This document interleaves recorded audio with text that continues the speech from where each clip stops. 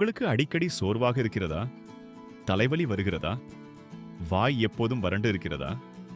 அல்லது மலச்சிக்கல் அடிக்கடி தொந்தரவு செய்கிறதா? இந்த எல்லா பிரச்சனைகளுக்கும் காரணம் ஒரு பெரிய நோய் என்று நீங்கள் நினைக்கலாம். ஆனால் சில நேரங்களில் காரணம் மிகவும் சாதாரணமான ஒன்று.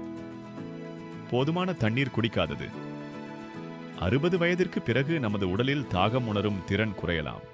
அதனால் உடலுக்கு தண்ணீர் தேவைப்பட்டாலும் தாகம் எடுக்காமல் இருக்கலாம்.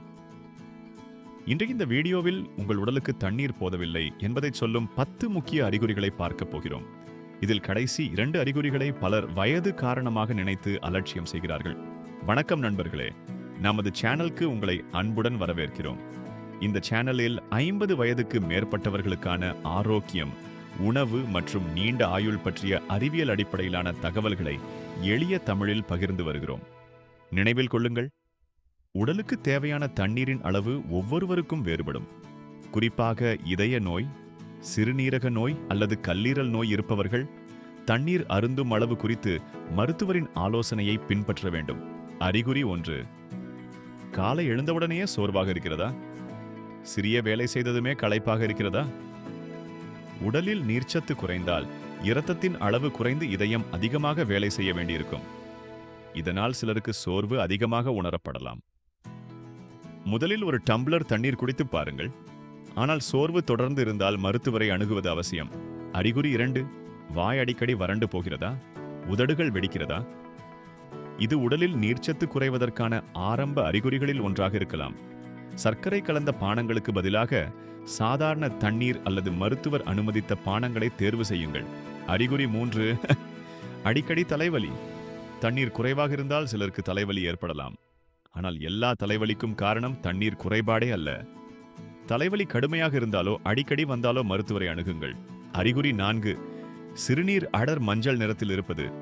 உங்கள் சிறுநீரின் நிறத்தை நீங்கள் கவனித்ததுண்டா? பொதுவாக மிகவும் அடர் மஞ்சள் நிற சிறுநீர் உடலில் நீர்ச்சத்து குறைவதற்கான ஒரு சாத்தியமான அறிகுறியாக இருக்கலாம். ஆனால் சில மருந்துகள் மற்றும் வைட்டமின்களும் நிறத்தை மாற்றக்கூடும். அறிகுறி 5. மலச்சிக்கல். மலச்சிக்கல் வயது அதிகரித்த பிறகு பொதுவாக காணப்படும் பிரச்சினை. போதுமான தண்ணீர் மற்றும் நார்ச்சத்து இல்லாவிட்டால் இந்த பிரச்சனை மேலும் மோசமாகலாம். தண்ணீருடன் சேர்த்து காய்கறி, பழங்கள், முழு தானியங்களையும் உணவில் சேர்க்க வேண்டும். அறிகுறி 6. தலைச்சுற்றல். எழுந்தவுடன் தலை சுற்றுகிறதா? சிலருக்கு உடலில் நீர்ச்சத்து குறைவதால் இரத்த அழுத்தம் தற்காலிகமாக குறைந்து தலைச்சுற்றல் ஏற்படலாம்.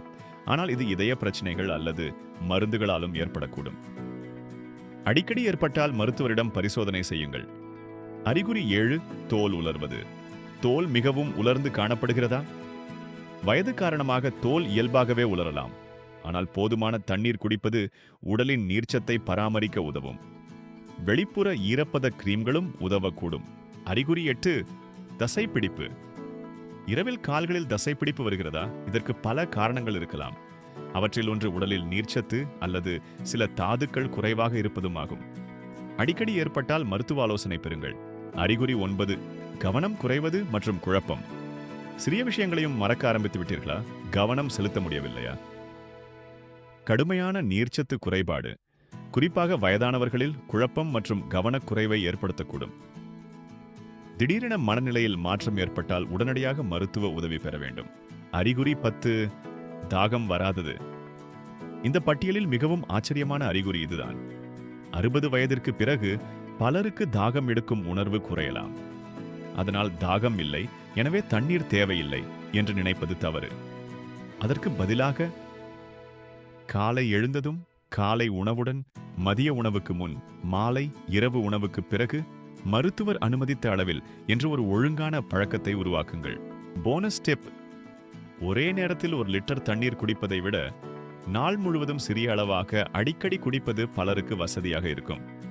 உங்களுக்கு இதய செயலிழப்பு, சிறுநீரக நோய் அல்லது மருத்துவர் திரவ அளவை கட்டுப்படுத்த சொல்லியிருந்தால் அந்த ஆலோசனையே பின்பற்ற வேண்டும்.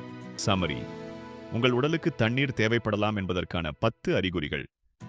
அடிக்கடி சோர்வு, வாய் வறட்சி, தலைவலி, அடர் மஞ்சள் சிறுநீர், மலச்சிக்கல், தலைச்சுற்றல், தோல் உலர்தல், தசைப்பிடிப்பு, கவனம் குறைதல் அல்லது குழப்பம், தாகம் வராதது.